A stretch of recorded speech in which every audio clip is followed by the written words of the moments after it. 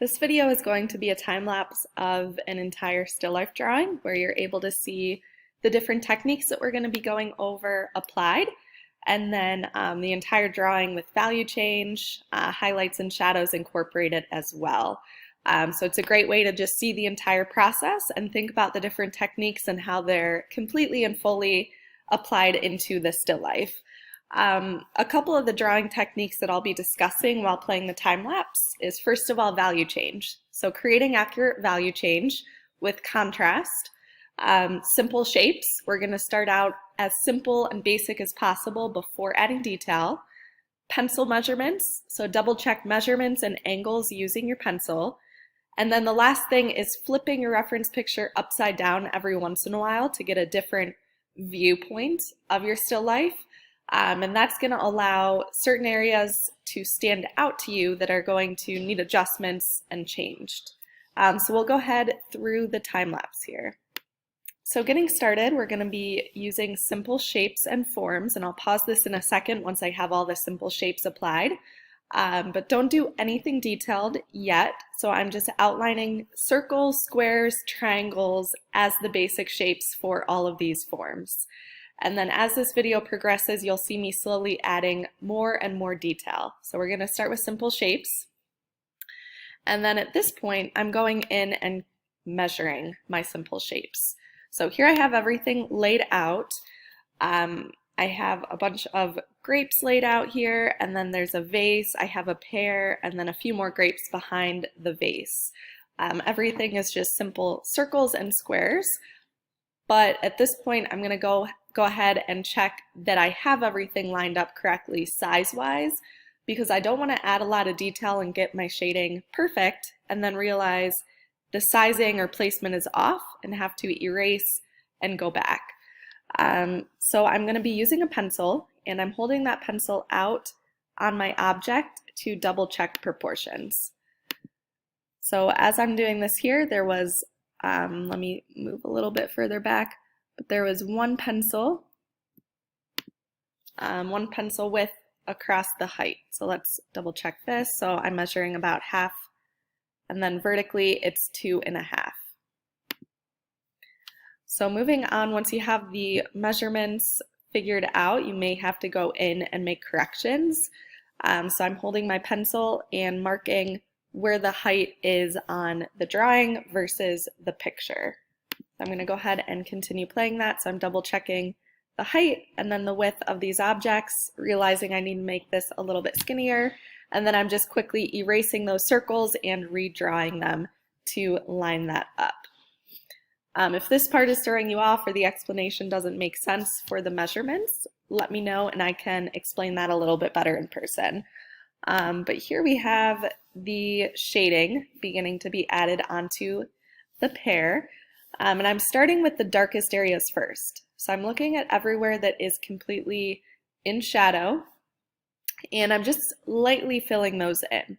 So I'm going to come back and add more detail later, but I want to fill in all of the shadow across the board on all of these objects first, and then we'll continue to blend things out and layer it a little bit more. So again, I'm just looking at all of those shadows, kind of outlining them a bit. Remember to check for the reflection where there might be some highlights. So I'm outlining those areas of highlight so I leave them white.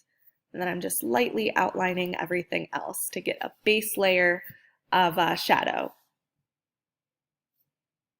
So I'm going in, adding more shadow across here. I'm not too worried about it blending together yet, but remember, if you're using the blending technique, to use small circles. And then I do want to see you use blending, cross-hatching, and hatching in this practice. So pick some different areas to incorporate the different techniques. So on the grapes here, I'm doing more of the hatching, and this allows me to really emphasize form. So I can create more of a curve where the hatching is. And then at this point, once I have all of my base shadows in, it's going to help to kind of see areas that I can go back and refine. So I'm going to stop once I have those base shadows layered into my image, and I'm going to flip both my reference picture and my drawing upside down. So by flipping both of these upside down, I'm able to quickly look back and forth and see areas that stand out that might need to be adjusted or might be the wrong size.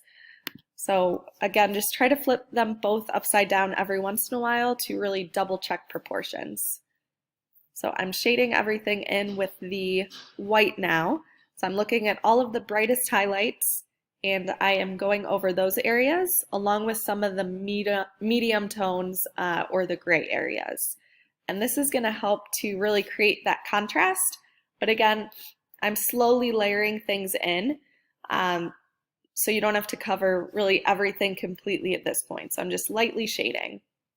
Now I'm going back in with more shadow. So I'm going over the darkest areas again, just a little bit more, using my blending stump to start to smooth things out, especially now that I have the white in, it's going to blend together a lot better.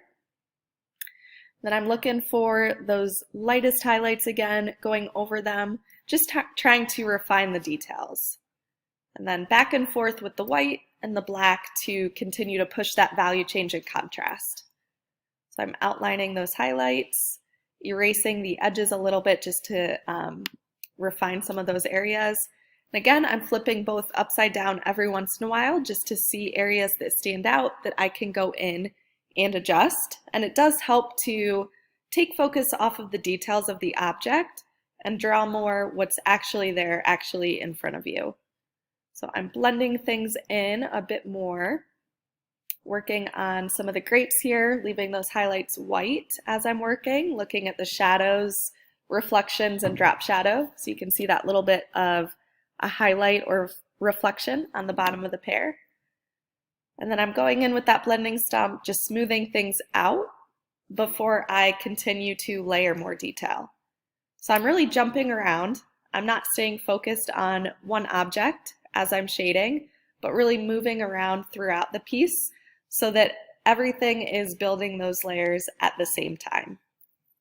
And now I'm really going in and emphasizing the hatching method on some of these grapes. So I'm following the form of the grape as I'm adding those lines to really create more dimension in the piece. So follow the curve or the outside of the form there. Then I'm bringing the white pencil back to add some details, adding some drop shadows. I would also consider using a little scrap of paper and put that down under your hand so you're not smudging too much of your picture. So I'm putting that little piece of paper down first, and that's helping with blending and not smudging my image. So now I'm continuing to just sharpen that pencil and get some good lines with the hatching and cross hatching around the grapes here. And you'll notice it really start to bring more dimension into the grapes. Really think about the direction that you're drawing your lines. Follow the outside form in order to make them more three-dimensional. Then I, again, am jumping around, not completely finishing anything as I'm going, but just building the layers, lightening the highlights, and just continuing to make these shadows darker. So really try your best to get a good amount of contrast in your drawing. Really push the highlights and push the shadows. And then those medium tones should just blend out together for you.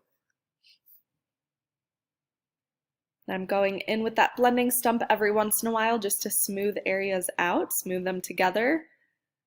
Again, my piece is upside down for a while, so when I do flip it back to normal, there might be areas that jump out to me that are a little bit different or stand out that I didn't notice before. So here I'm flipping it back, just really double checking those proportions, making sure everything is finalized.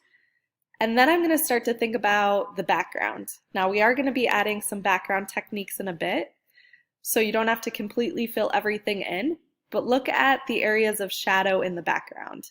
Where can you fill in some lines and value change to create just a little bit of color versus just, or a little bit of value versus just the gray background.